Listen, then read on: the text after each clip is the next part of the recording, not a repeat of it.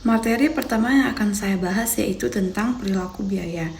Perilaku biaya dapat diklasifikasikan menjadi 5, yaitu hubungan biaya dengan produk, yang kedua elemen biaya produksi, yang ketiga fungsi pokok perusahaan, yang keempat hubungan biaya dengan proses pokok manajerial, yang kelima hubungan biaya dengan volume kegiatan. Yang pertama yaitu hubungan biaya dengan produk. Hubungan biaya dengan produk terbagi menjadi 2 biaya, yaitu biaya tidak langsung dan biaya langsung. Biaya langsung adalah biaya yang dapat ditelusuri langsung ke produk, contohnya biaya bahan baku dan upah buruh produksi.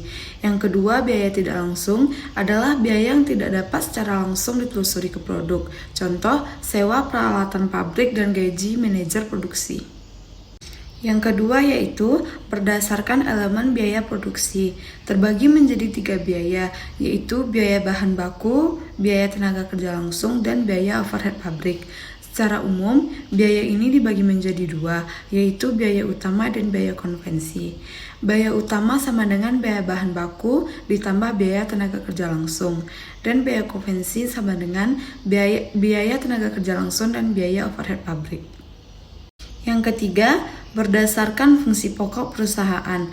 Berdasarkan fungsi pokok perusahaan dibagi menjadi 3 biaya, yaitu biaya produksi atau production cost, yang kedua biaya pemasaran atau marketing expense, yang ketiga biaya ADM dan umum.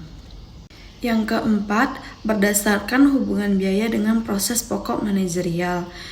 Biaya ini terbagi menjadi 8, yaitu biaya standar atau standard cost, yang kedua biaya aktual atau actual cost, yang ketiga biaya terkendali atau controllable cost, yang keempat biaya tidak terkendali atau uncontrollable cost, yang kelima biaya komitmen atau committed cost, yang keenam biaya discretionary atau discretionary cost, yang ketujuh biaya relevan, yang kedelapan biaya kesempatan. Dan terakhir yang kelima adalah hubungan biaya dengan volume kegiatan. Hubungan biaya dengan volume kegiatan dibagi menjadi 3, yaitu yang pertama biaya variabel, biaya tetap, dan biaya semi variabel. Materi yang kedua yaitu tentang sistem biaya taksiran. Biaya taksiran adalah salah satu bentuk biaya yang ditentukan di muka sebelum produksi dilakukan atau penyerahan jasa dilaksanakan. Sistem biaya taksiran ini adalah sistem biaya akuntansi produksi yang menggunakan suatu bentuk biaya-biaya yang ditentukan di muka dalam menghitung HPP yang diproduksi. Tujuan penggunaan sistem biaya taksiran. Yang pertama yaitu untuk jembatan menuju sistem biaya standar. Yang kedua, untuk menghindari biaya yang relatif besar dalam pemakaian sistem biaya standar. Yang ketiga, untuk pengandalian biaya dan analisis kegiatan. Dan yang keempat, untuk mengurangi biaya akuntansi. Ada 2 penentuan biaya taksiran. Yang pertama yaitu, biaya taksiran dapat ditentukan atas dasar data masa lalu, dari perhitungan, dari rumus kimia atau matematis, atau secara sederhana dengan taksiran. Yang kedua, biaya taksiran ditentukan pada awal masa produksi atau pada awal tahun anggaran. Prosedur akuntansi dalam sistem akuntansi biaya taksiran. 1. Prosedur pencatatan biaya bahan baku. Yang kedua, prosedur pencatatan biaya tenaga kerja. Yang ketiga, prosedur pencatatan biaya overhead pabrik. Dan yang keempat, prosedur pencatatan harga pokok produk jadi dan produk yang masih dalam proses pada akhir periode. Yang kelima, prosedur pencatatan selisih biaya taksiran dengan biaya sesungguhnya. Perlakuan terhadap selisih. Selisih antara biaya sesungguhnya dengan biaya taksiran dalam suatu periode akuntansi dapat diperlakukan sebagai berikut. Yang satu, ditutup ke rekening harga pokok penjualan atau rekening laba rugi. Yang kedua, dibagikan secara adil kepada produk selesai dan periode yang bersangkutan, yaitu dibagikan ke rekening barang jadi dan harga pokok penjualan. Yang ketiga, dibagikan secara adil ke rekening persediaan BDP, persediaan barang jadi dan harga pokok penjualan. Yang keempat, membiarkan selisih tersebut tetap dalam rekening selisih karena ada kemungkinan selisih-selisih yang terjadi akan saling menutupi atau mengkompensasi. Materi yang ketiga yaitu tentang sistem biaya standar. Biaya standar adalah biaya yang ditentukan di muka, yang merupakan jumlah biaya yang seharusnya dikeluarkan untuk membuat satu satuan produk atau untuk membiayai kegiatan tertentu, di bawah asumsi kondisi ekonomi, efisiensi, dan faktor-faktor lain tertentu.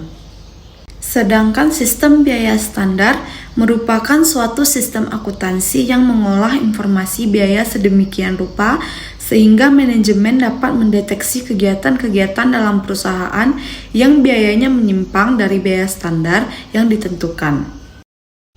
Manfaat sistem biaya standar ada 3, yaitu yang pertama, pengendalian biaya, yang kedua, pedoman manajemen, yang ketiga, analisis penyimpangan biaya.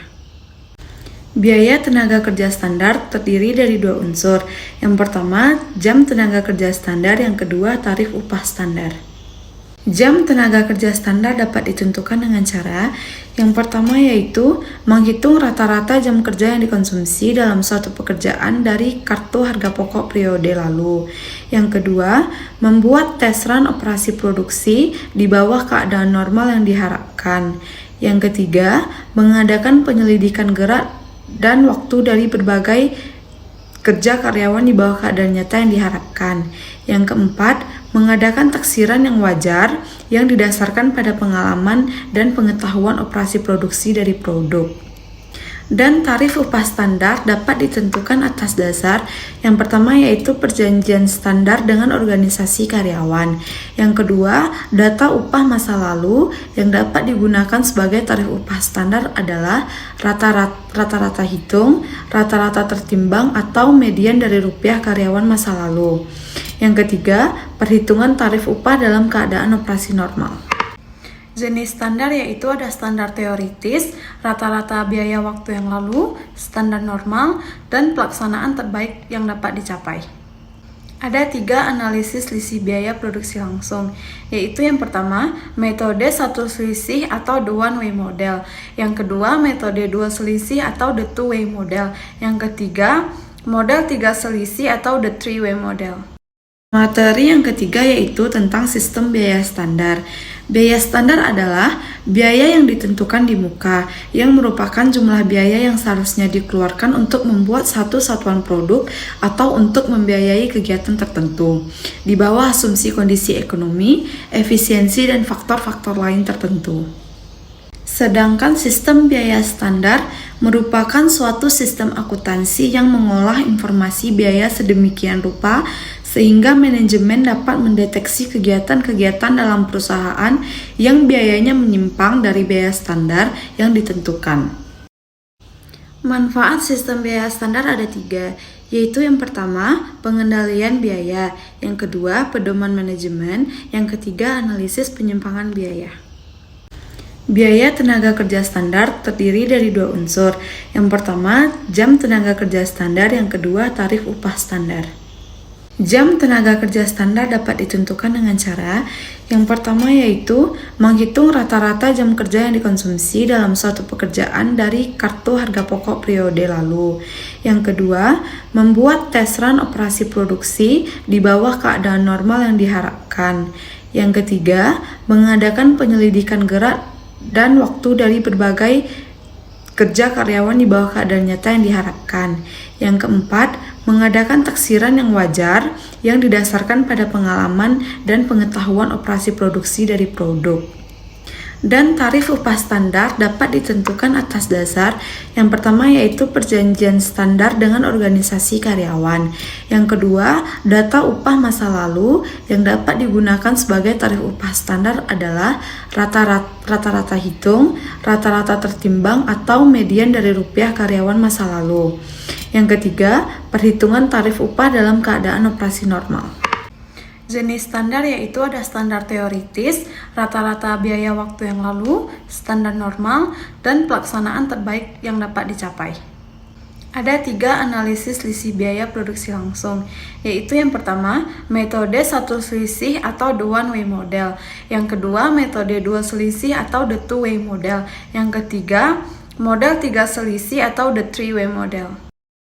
Materi yang keempat adalah tentang ABC atau Activity Based Costing atau disebut dengan perhitungan biaya berdasarkan aktivitas.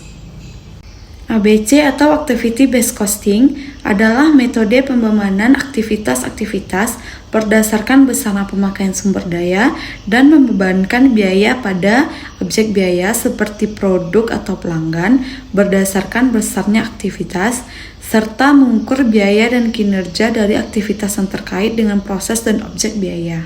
Ada juga syarat penerapan sistem Activity Based Costing. Perusahaan layak untuk menerapkan sistem Activity Based Costing jika memenuhi beberapa syarat di bawah ini. Yang pertama adalah setiap produk yang dihasilkan perusahaan memiliki proses produksi yang berbeda-beda. Yang kedua, perusahaan memiliki diversifikasi produk atau produk varian. Yang ketiga, perusahaan menggunakan fasilitas yang sama dalam memproses produk diversifikasi tersebut. Yang keempat, perusahaan banyak menggunakan mesin dalam proses produksi. Yang kelima, perusahaan termasuk ke dalam kategori perusahaan padat modal. Manfaat sistem Activity Based Costing. Yang pertama yaitu memperbaiki mutu pengambilan keputusan.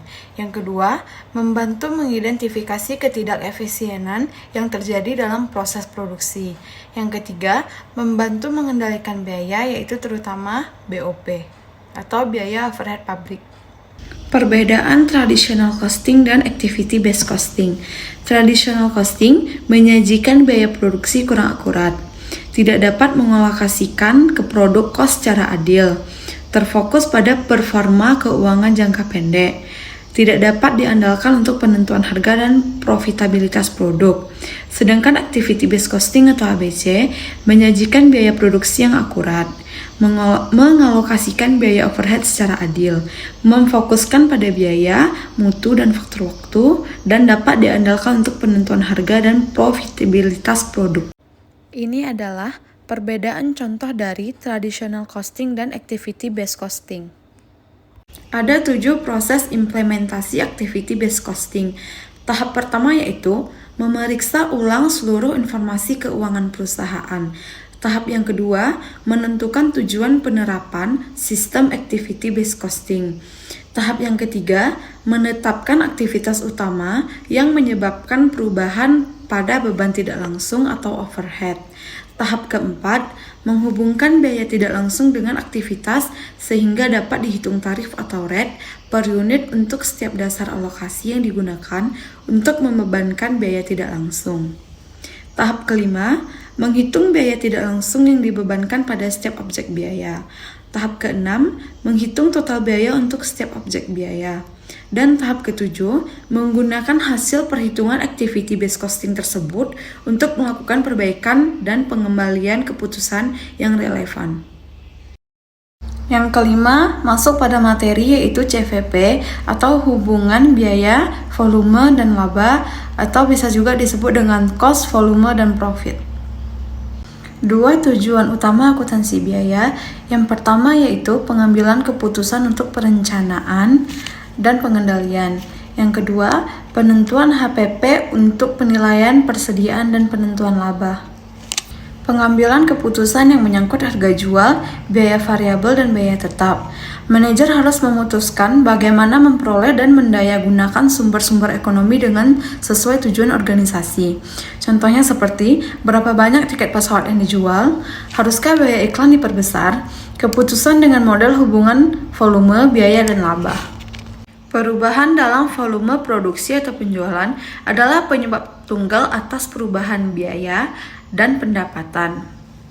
Biaya total terdiri dari biaya tetap dan biaya variabel. Pendapatan dan biaya berperilaku dan dapat disajikan secara grafik atau sebagai fungsi linear atau garis lurus. Harga jual atau biaya variabel per unit dan biaya tetap semuanya diketahui dan konstan. Dalam banyak kasus, hanya satu produk tunggal akan dianalisis. Jika banyak produk dianalisis, proporsi penjualan relatif produk-produk tersebut diketahui konstan. Nilai waktu dari uang diabaikan. 3 faktor utama: volume produksi, biaya, harga jual, dan volume penjualan. Analisis CVP, analisis biaya dikurang volume dikurang laba atau cost dikurang volume dikurang profit sama dengan analisis CVP, merupakan suatu alat yang sangat berguna untuk perencanaan dan pengambilan keputusan. Analisis CVP menekankan pada ketertarikan biaya, kuantitas yang terjual dan harga, maka semua informasi keuangan perusahaan terkandung di dalamnya. Analisis CVP dapat menjadi alat yang sangat bermanfaat untuk mengidentifikasikan cakupan dan besarnya kesulitan ekonomi yang dihadapi suatu divisi dan membantu mencari pemecahannya. Titik impas. Menurut Hongren, titik impas adalah titik kegiatan atau volume penjualan di mana total pendapatan atau revenue sama dengan total beban atau expense, yakni tidak berlaba ataupun rugi. Menurut Hansen dan Mowen, titik impas adalah titik di mana total pendapatan sama dengan total biaya, yaitu titik di mana laba sama dengan 0.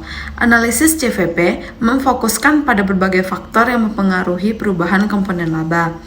Biaya variabel adalah semua biaya yang meningkat akibat lebih banyak unit yang terjual, termasuk bahan langsung, tenaga kerja langsung, overhead variabel, dan biaya penjualan, serta administratif variabel. Biaya tetap mencakup overhead tetap dan beban penjualan serta administratif